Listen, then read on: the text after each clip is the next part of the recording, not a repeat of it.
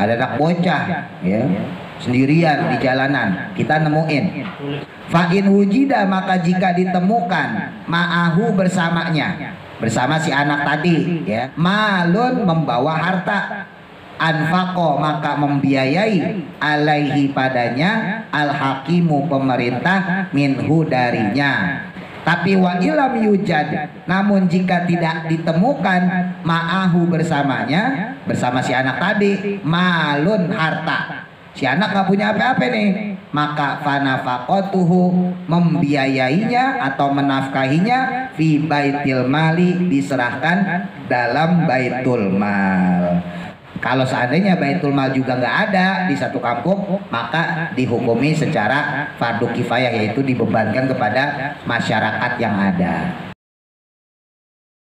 Dalam yukhrijha, tapi si orang yang dititipin itu nggak memberikannya, ma'al kudrati, padahal dia mampu, padahal dia sanggup, alaiha untuk mengembalikannya, hatta talifat sehingga rusaklah barang tadi, domina maka orang tadi wajib menanggung kerugiannya atau mengganti barangnya.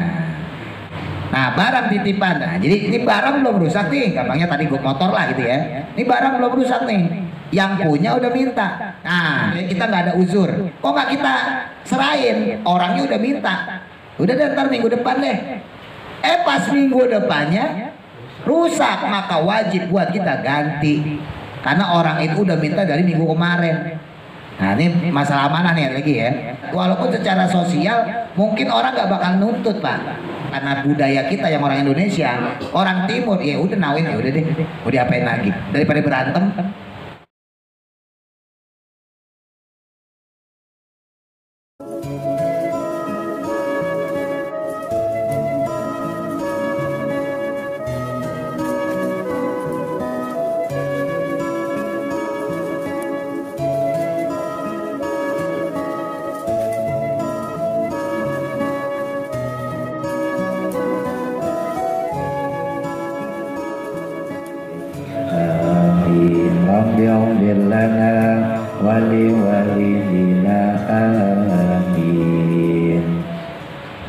Bismillahirrahmanirrahim. Masih melanjutkan tentang barang luqotoh atau barang temuan. Kemarin sempat kita bahas barang temuan itu terbagi menjadi 4 ya. Ada barang remeh dan tidak mampu bertahan lama, misalnya kayak makanan atau minuman ya. Nah, itu boleh kita langsung ambil, kita makan, kita minum, dengan catatan nggak ada yang datang mengakui. Kalau pas kita makan kita minum kok ada orang yang datang ngakuin, maka wajib ganti ya, konsekuensinya itu. Nah, ada barang yang dia itu bisa tahan lama. Nah, bisa berupa makanan, bisa berupa barang. Kemarin saya contohin misalnya emas gitu gampangnya ya. Ada orang nemu cincin emas, maka wajib diumumkan ya, wajib diumumkan dan ditunggu selama 1 tahun. Ini kalau barangnya awet ya, kalau barangnya tahan lama. Beda sama yang tadi tuh yang nomor 1 ya. Kalau yang pertama barangnya nggak awet, nggak tahan lama ya, misalnya tadi kayak makanan. Kalau kita nemu bubur ayam misalnya gitu di bawah, bubur ayam siapa? Oh, sampai dipakai pengumuman ya. Cukup dicari aja siapa nih gitu. Kalau nggak ada ya udah kita makan. Tapi kan konsekuensinya tadi, kalau ada yang datang, oh itu bubur saya bang, nah wajib kita ganti ya. Nah, kalau barang yang tahan lama, apalagi itu barang berharga, maka wajib bagi kita pakai pengumuman ya. Belum boleh dipakai tuh Pak, wajib bagi kita memeliharanya atau menyimpannya, dan maksimal secara fikih ya diatur selama 1 tahun ya. Kalau sudah 1 tahun kok nggak ada orang yang ngakuin, baru tuh boleh dipakai. Tapi tetap konsekuensinya sama, ketika ada orang yang datang wajib ngembaliin. Kalau seandainya barang tersebut misalnya tadi ya cincin emas kok kita jual, duitnya kita pakai, tiba-tiba ada orang datang, nah maka tetap wajib kita gantiin duitnya. Nah, jadi berlaku hukum doman, berlaku hukum seperti hukumnya menggadai barang. Menggadai barang udah kita bahas ya sebelumnya. Terus yang ketiga, jenis dari barang lukoto atau barang temuan itu adalah yang butuh biaya untuk pemeliharaan. Dalam hal ini hewan, ya. Jadi ini terbagi yang ketiga. Hewan yang butuh pemeliharaan atau butuh biaya, dan hewan yang keempat tidak butuh pemeliharaan. Ini juga sama ya hukumnya. Ketika kita mampu untuk membiayai, maka wajib dibiayain, kita pelihara ya. Nanti kalau ada orangnya datang, tinggal kita total aja berapa nih ya, misalnya kita nemu kambing gitu gampangnya ya, kita nemu kambing, kita tinggal total berapa pakan yang kita kasih kepada dia. Misalnya kita simpan selama 1 bulan, ya udah kita total misalnya pakannya totalnya 300.000. Nah kita boleh minta sama dia gitu. Nah boleh nggak kalau seandainya dimakan, udah potong aja deh, kita potong ya kan, nggak ada orang yang nggak datang ya, orang nggak datang kita potong, kita gulai, kita sate misalnya gitu. Boleh. Cuma tadi sama konsekuensinya, balik lagi. Ketika ada orang yang datang, wajib kita ngeganti ya. Ketika ada pemiliknya yang mengakui, oh itu kambing saya mas, itu kambing saya bang, wajib buat kita ngeganti. Ya barangkali kita lagi duduk-duduk, tiba-tiba hujan gede, namanya lagi musim hujan, banjir, toto ada ikan gede banget lewat. Nah kan lumayan tuh ikan nih, ya kan, ambil aja, siangin. Nah, hujannya reda, banjirnya surut, datang melihat ikan mujair saya gak? Ukuran 3 kilo, wah lumayan ya. Sementara udah terlanjur kita masak, lah udah mateng itu. Nah, gimana itu? Ganti, iya. Ya kalau mau bagi 2 deh bang ya, bagi 2 ya, kita ikhlasnya gitu. Ini penting pak ya. Mungkin sepele kelihatannya, tapi ini berkaitan sama halal haram. Jadi kenapa sampai diatur fikih, wah bang nemu barang begitu doang aja sih? Kan kalau kita mikir nih awam-awam ya, nemu bubur misalnya gitu, bubur kacang hijau, bubur bang nemu doang itu tinggal makan aja, nggak bisa begitu. Ya, agama itu hadir untuk mengatur kehidupan kita. Ya, apalagi kemarin sempat saya singgung, orang zaman dulu itu hati-hati banget. Ya, apalagi zaman Nabi, ya, sahabat ngelihat makanan nih roti bahasa gitu, nggak berani langsung dimakan, Pak. Orang zaman dulu tuh begitu, zaman sahabat ya maksudnya ya, itu nggak berani langsung dimakan. Para sahabat itu selalu nanya sama Rasul, ya Rasul, hukumnya gimana nih? Bahkan pernah itu sahabat nemu ikan paus pak, nggak tahu tanggung, nemunya ikan paus. Dan ini hadisnya sahih, karena dalam perjalanan, ya, wah kelaparan, ada ikan paus terdampar. Terus kemudian dicuil, kalau bahasa kita dipotong-potong, nggak gede sih. Terus kemudian dibakar di situ. Banyak ya Rasul, saya baru jalan-jalan nih dari musafir kita pergi nemu ikan paus, terus kita potong-potong, kita makan. Yang saya mau tanya ya Rasul, hukumnya gimana? Kata Nabi, hukumnya halal. Hukumnya halal. Kenapa? Karena ikan itu nggak ada pemilik. Orang dia nemuin di laut, jadi nemunya di laut pas terdampar gitu. Nah, yang kayak begini jelas hukumnya bukan lukotoh. Ya, kalau yang dimaksud lukotoh yang kita bahas di sini, yaitu barang yang memang ada dugaan kepemilikan. Ya, misalnya kayak kambing pasti ada yang punya. Cincin emas, gelang emas misalnya pasti ada yang punya. Bubur ayam, bubur kacang hijau misalnya di jalanan pasti ada yang punya. Ya, jadi ikan itu bebas kalau seandainya kita temuin posisinya ada di laut. Tapi kalau posisinya di samping kolam orang, nah berarti udah bukan lagi barang bebas ya. Kalau kita nemuin, berarti itu dugaannya barang lukotoh. Barangkali kita punya tetangga, dia punya kolam gitu ya, terus pas banjir tadi saya beri contoh, keluar tuh ikannya, wah ini rezeki nih, barang temuan. Oh, ya kalau kita makan berarti wajib ganti. Ya, konsekuensinya itu ketika kita dapat maka wajib ganti gitu ya. Jadi biar paham tentang lukotoh tadi. Nah, ini lanjutannya, faslun. Bismillahirrahmanirrahim. Qala musannifu rahimahullahu ta'ala wa nafa'ana bihi wa bi barakati ulumihi fi dharaini amin. Faslun. Wa idza wujida, dan ketika ditemukan lakitun, nah ini bukan barang nih, anak kecil yang menjadi temuan. Nah, jadi yang ditemuin anak kecil. bikori atit toriki, yang berada di tengah jalan. Ada anak bocah ya sendirian di jalanan, kita nemuin. Nah, fa'akhzuhu, maka hendaknya mengambilnya. Nah, maka kita ambil tuh anak tadi.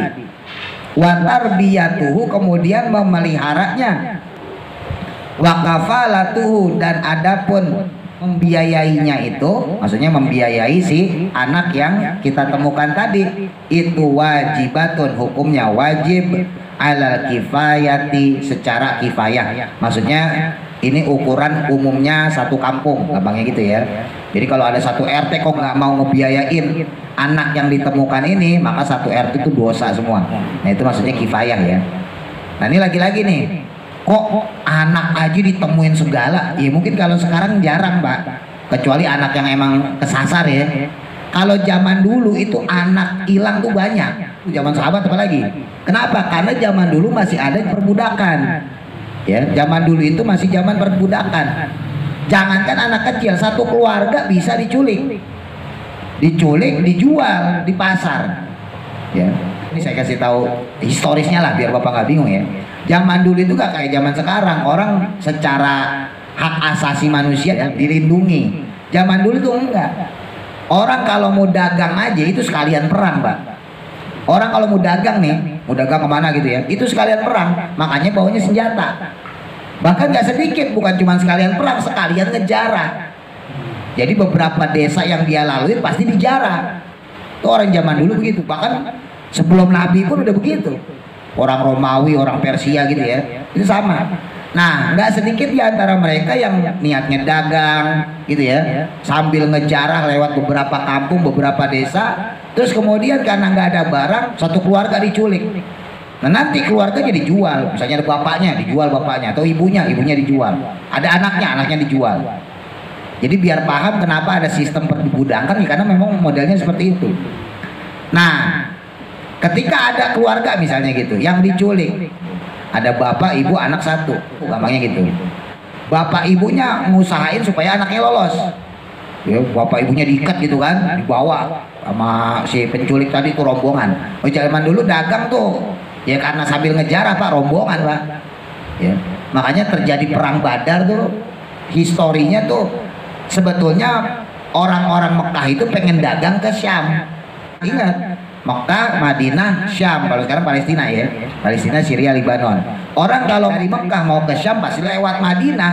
Ini orang-orang Mekah kalau mau dagang ke Syam dia harus lewat Madinah. Ya, dia takut jangan-jangan ntar Muhammad balas dendam. Dia kan sekarang di Madinah, ntar gue lewat, gue dijarah lagi. Makanya pedagang Mekah ya, yang pengen dagang ke Syam enggak cuman bawa pedagang, tapi bawa tentara, bawa pasukan. Akhirnya Abu Lahab, Abu Jahal dipanggil, Abu Lahab, Abu Jahal, tolong dong iringin kita. Bahasa kita bodyguard. Jadi bodyguard kita deh. Kita pengen dagang ke Syam. Gitu. Abu Jahal, Abu Lahab, ya siapa yuk berangkat tuh. Jadi pedagang plus 1000 pasukannya Abu Jahal, Abu Lahab yang bersenjata lengkap ya. Jadi historis sejarahnya seperti itu. Orang dagang zaman dulu itu kalau nggak dikawal habis Pak. Ya, habis, dan nggak mungkin dagang sendiri 2 orang, nggak mungkin, 3, 4 nggak mungkin, pasti rombongan. Makanya disebutnya kabilah. Gitu. Nah ini balik lagi nih, seandainya ya ada bapak, ibu, terus anak satu diculik. Nah bapak ibunya kemudian berusaha untuk gimana caranya anaknya bebas. Akhirnya di perjalanan lepas kabur. Nah maka yang jadi budak nanti cuma bapak ibunya doang. Nah jadi anak kecil yang dia berada sendirian disebutnya lakitun, barang temuan tapi bukan sesuatu yang bisa diperjualbelikan. Kalau yang kemarin kita bahas kan lukotoh itu barang yang bisa diperjualbelikan, bisa dimanfaatkan. Nah ini anak orang, makanya harus dipelihara, hukumnya wajib, bukan sunnah, wajib dipelihara. Bahkan hukumnya wajib kifayah. Fardu kifayah itu kalau ada satu kampung kok nggak mau melakuin semuanya, maka satu kampung dosa, gitu ya. Jadi fardu kifayah itu secara status hukum di atas fardu ain. Jadi fardu ain itu sifatnya individu, pribadi kita masing-masing. Kalau fardu kifayah itu ada di atas fardu ain. Nah titik. Wala yuqarru, dan tidak boleh diasuh illa kecuali fiyadi aminin, pada tangannya orang yang amanah. Nah, nggak boleh tuh anak yang telah ditemukan tadi diasuh oleh orang yang nggak bisa dipercaya. Harus diasuh, dipelihara sama orang yang amanah. Ya, kenapa seperti itu? Lagi-lagi kalau orang yang kagak amanah, kalau zaman dulu ya, nanti bisa dijual sama dia, dijadiin budak. Fa'in wujida, maka jika ditemukan ma'ahu, bersamanya, bersama si anak tadi, ya, ketika ditemukan malun, membawa harta, anfaqo, maka membiayai, alaihi, padanya, al hakimu, pemerintah, minhu, darinya, dari harta yang dia bawa tadi. Jadi andai kata si anak kok dia bawa duit, maka pembiayaan si anak tadi dari uang yang dibawanya itu. Tapi wa ilam yujad, namun jika tidak ditemukan ma'ahu, bersamanya, bersama si anak tadi, malun, harta, si anak nggak punya apa-apa nih, maka fanafaqatuhu, membiayainya atau menafkahinya, fi baitil mali, diserahkan dalam baitul mal. Jadi kalau anaknya punya duit sendiri, maka si anak dibiayain dari duitnya itu. Tapi kalau si anak nggak punya duit sendiri, maka diambil dari baitul mal. Kalau seandainya baitul mal juga nggak ada di satu kampung, maka dihukumi secara fardu kifayah, yaitu dibebankan kepada masyarakat yang ada. Titik. Selesai itu masalah luqotoh, barang temuan. Faslun, pasal selanjutnya. Wal wadi'atu, dan adapun wadi'ah. Wadi'ah itu barang titipan. Barang titipan secara syariat itu amanatun, dihukumi amanah. Nah, jadi kalau kita ketitipan apapun itu amanah ya Pak. Ya namanya amanah harus dijaga. Dititipin motor sama teman itu amanah, harus dijaga. Jangan malah dijual ya. Dititipin kunci rumah, tetangga kita pengen pulang kampung. Saya mau pulang kampung nih, nitip rumah ya, dikasih duit kita 100.000, ya lumayan, jaga rumahnya. Ada yang punya burung misalnya, nih nitipnya burung kesayangan saya nih, dikasih makanan, itu tolong panen ya. Nah itu amanah. Termasuk kita yang laki-laki nih, kita suami, dititipin istri. Iya, istri kita itu titipan mertua kita. Nah, emang sih secara akad kita kawinin, tapi kan hakikatnya itu titipan mertua, ya kan? Nih jaga anak saya. Jadi seakan-akan ketika kita ijab tuh, ya saya terima nikahnya dari bapak gitu ya. Itu seakan-akan tuh titipan. Wahai fulan nih saya titip anak saya, bahasa gitu. Cuma kan bahasanya saya nikahkan. Nah, jadi apa-apain, tapi bukan berarti nggak boleh buka segel. Ya, tetap segel mah dibuka. Ya, cuman jangan disakitin. Filosofinya barang titipan. Jadi kalau seandainya gampangnya kita deh, kita nitipin barang ke orang, barangnya rusak ya kita sakit hati Pak, gitu. Sekarang kita punya istri kita sakitin, ya orang tuanya juga sakit hati. Ya sama, kita juga begitu. Istri kita dapat titipan kita, jangan salah. Jadi sama-sama nitipin. Jadi bapak ibu kita nitipin kita kepada istri kita. Istri kita kalau sampai nyakitin kita, berarti dia juga nyakitin bapak ibu kita, gitu. Ya sama ya, berlaku seperti kita juga. Kalau kita nyakitin istri kita, berarti kita juga nyakitin bapak ibunya. Gitu. Makanya namanya barang titipan tuh ya nggak boleh disemena-menain ya, nggak boleh disia-siain. Nah, barang titipan dalam hal ini barang bentuk barang beneran, bukan manusia. Itu sebuah amanah. Wa yustahabbu, dan disunahkan qabuluha, menerimanya, liman, bagi orang koma yang sanggup atau mampu bil amanati, untuk menanggung amanah fiha, di dalamnya. Nah, jadi kalau ada orang nitipin barang, nitipin sesuatu, sunnah, bukan mubah Pak. Sunnah menerimanya, tapi buat orang yang mampu dan dia amanah. Kalau dia memang tidak mampu atau dia tidak amanah, ngerasa dirinya wah saya banyak kesibukan atau saya orangnya teledor, ya nggak usah diterima. Ya makanya kita juga nitipin barang, nitipin sesuatu tuh lihat orangnya. Ya kenapa? Nah nih, sebab walayat manu, tidak menanggung resiko illa kecuali bitaati, dengan sebab kelalaian orang yang dititipin tadi tuh. Jadi orang tersebut nggak menanggung resiko kecuali emang dia teledor.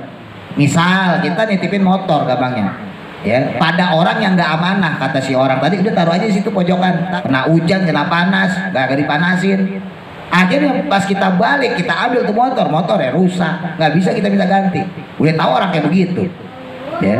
Jadi kalau kita mau mengamanahkan, menitipkan sesuatu, lihat juga orangnya. Ya jangan sembarangan, lihat dulu orangnya ini bisa dipercaya apa enggak. Takutnya dia nggak bisa jaga amanah kita. Gampangnya gitulah, kita nitip kunci rumah. Kunci rumah berarti digeletakin di depan aja, di depan sofa gitu. Nah terus ada orang lihat, wah ini kunci rumahnya si Fulan tuh. Akhirnya dia rampok semua. Ya, gitu. Itu khawatirnya seperti itu. Ya, nah kalau seandainya nggak ada kelalaian, maka nggak boleh buat orang yang menitipi minta ganti. Nggak wajib buat orang yang dititipi menggantinya. Kalau memang nggak ada kelalaian ya. Gitu.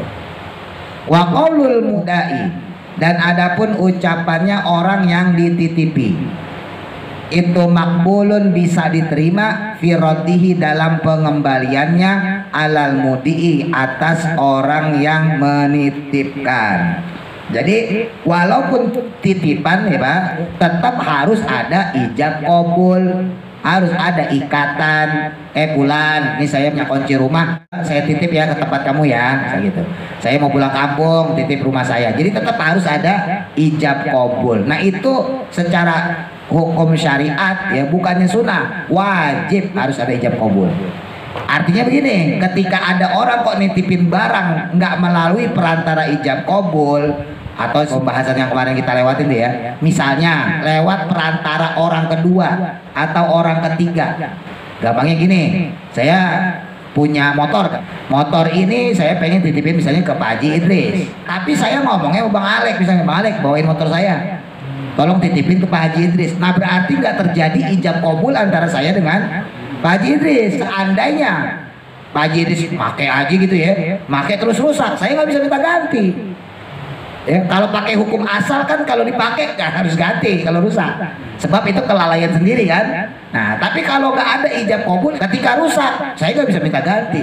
Kenapa? Karena nggak terjadi ijab kabul antara saya dengan Haji Idris, gitu ya. Wa alaihi, dan juga wajib baginya, wajib bagi orang yang dititipi atau mendapatkan amanah tadi, wajib ayyahfadhoha, untuk menyimpannya fi hirzi misliha, di dalam tempat yang sepantasnya ya. Jadi ditaruh di tempat yang layak, nggak mentang-mentang bukan barang dia terus kemudian ditaruh atau digeletakin semaunya, enggak, wajib diletakkan di tempat yang sepantasnya. Wa idza tuliba, dan ketika diminta biha dengan barang tersebut, barang wadiah tadi diminta, falam yukhrijha, tapi si orang yang dititipin itu enggak memberikannya, ma'al kudrati, padahal dia mampu, padahal dia sanggup, alaiha, untuk mengembalikannya, hatta talifat, sehingga rusaklah barang tadi, domina, maka orang tadi wajib menanggung kerugiannya atau mengganti barangnya. Nah jadi ini barang belum rusak nih, gampangnya tadi gue motor lah gitu ya, ini barang belum rusak nih, yang punya udah minta, bang motor saya tolong anterin ke rumah deh, ntar saya kasih 500.000 gitu ya. Nah kita nggak ada uzur, kok nggak kita serahin, orangnya udah minta, udah deh ntar minggu depan deh. Pas minggu depannya rusak, maka wajib buat kita ganti, karena orang itu udah minta dari minggu kemarin. Nah ini masalah amanah nih lagi ya. Walaupun Pak sekali lagi nih kita bicara fakta sosial nih. Sekarang bukan fakta hukum ya, bukan secara syariat. Walaupun secara sosial mungkin orang nggak bakal nuntut Pak. Coba deh Bapak dalam keadaan seperti itu, kita titipin barang ke teman, terus kemudian kita minta, kata teman kita, ntar deh 3 hari lagi deh, atau seminggu lagi deh, mungkin barangnya dipakai sama dia, lagi gue pakai nih buat ngojek misalnya, kita tahu motornya masih bagus dan dipakai sama dia. Ternyata setelah 3 hari kemudian atau seminggu kemudian dia datang, dia bawa tuh motor kita rusak. Mungkin kita nih ya, ini sih karena budaya kita yang orang Indonesia, orang Timur ya udah nawin, ya udah deh, mau diapain lagi daripada berantem. Ini masalahnya ya. Tapi secara hukum itu sebetulnya nggak bisa begitu. Orang itu nanggung kerugian. Nah ini yang berkaitan dengan halal haram. Kita kan nggak ikhlas tuh. Motor kita rusak, dalam hati kita begitu. Coba kalau lo balikin seminggu yang lalu motormu kagak rusak, berhubung lo pakai nih, akhirnya jadi rusak. Tapi kita mau ngedumel kepada dia, mau ngomong langsung, mau komplit kagak enak. Berhubung teman udah gitu kita nitip, takutnya dibalikin. Lo lagi udah tau gue begini lagi kan, dari panjang urusannya, yaudah kita diem aja. Nah ini masalahnya sama dia nih. Berhubung kita kagak ikhlas, kita ngerasula ya, kita mendem tuh, nggak senangnya kita, akhirnya berarti seminggu yang dia pakai itu jadi haram. Ada kata dipakai buat ngojek gitu, berarti rezekinya haram, dimakan sama dia, dikasih ke istrinya, dikasih ke anaknya, jadi tuh makanan haram, jadi daging haram di dalam diri dia dan anak istrinya tuh. Konsekuensinya begitu. Jadi kenapa Islam ngebahas sampai sedetail itu Pak ya, lagi-lagi ini perkara nggak sembarangan karena menyangkut hal yang kita makan. Jangankan haram, subhat aja itu bisa merubah diri kita Pak. Jangankan haram, subhat aja itu udah bisa merubah diri kita. Males ngaji, males sholat, males ibadah, males silaturahim, males dipakai kebaikan. Itu gara-gara apa? Karena badan kita udah kecampuran subhat. Subhat itu remeng-remeng. Haram kagak, halal kagak. Itu kayak nemu duit, lu kotok. Wah ada duit nih 100.000, men kita jajanin aja. Itu subhat. Dibilang haram, nggak ada yang ngakuin kan gitu kan ya. Kan belum kita umumin. Ya. Dibilang halal, itu bukan duit kita. Nah itu namanya subhat. Jadi remeng-remeng, samar. Dibilang haram, nggak ada orang yang lewat. Ya. Tapi kita bilang halal, ini bukan duit kita, udah kita jajanin, itu subhat. Emang dikira halal, subhat. Pakai ketentuan fikih dulu, umumin telah ditemukan uang, ya kalau usah disebutin 100.000 terketahuan, uang aja udah gitu ya di tempat ini. Kan 100.000 lumayan Pak, kecuali 1.000. Nah ntar balik lagi tuh, kalau duit yang hilang cuma 1.000, sekira-kiranya orang kalau kehilangan 1.000 nyariin apa enggak misalnya, oh enggak ya udah jajanin nggak apa-apa. Tapi kalau 100.000, jangan 100.000, 50.000 kan gede. 50.000 dah, nungguin dulu kek, tungguin, barangkali ada yang lewat, ya kan? Nah kalau ada yang kelihatan belagat nyari-nyari, nah, tinggal kita tanya, nyari apa Pak? Duit saya hilang gocap, nah berarti ini orangnya. Ini kan enggak, kita nemuin sengaja pura-pura, sengaja biar yang datang kagak tahu kalau kita yang ngambil. Itu masalahnya. Nah itu subhat, jangan salah loh. Dan kita makan dari duit itu. Jadi di darah daging kita, apalagi kalau kita kasih ke anak, ke cucu, kita kasih ke istri kita kasih ke anak kita, maka istri kita, anak kita makan perkara subhat, akhirnya dipakai ibadah jadi males, apalagi perkara haram. Lah subhat aja bisa bikin orang kayak begitu, apalagi perkara haram gitu. Makanya nggak usah heran kalau apa ya, ada orang misalnya bininya diomongin susah, ada orang punya anak diomongin susah, punya cucu bandel, ya mungkin tercampur di dalam dirinya itu perkara-perkara syubhat, terlebih lagi perkara haram, nauzubillah. Itu belum termasuk nanti masalah pendidikan, masalah bimbingan, ya belum yang lain-lain, belum, baru itu doang aja, bahaya makanya gitu ya. Titik. Wallahu a'lam. Mudah-mudahan manfaat. Al-Fatihah. A'udzu billahi minasy syaithanir rajim. Bismillahirrahmanirrahim.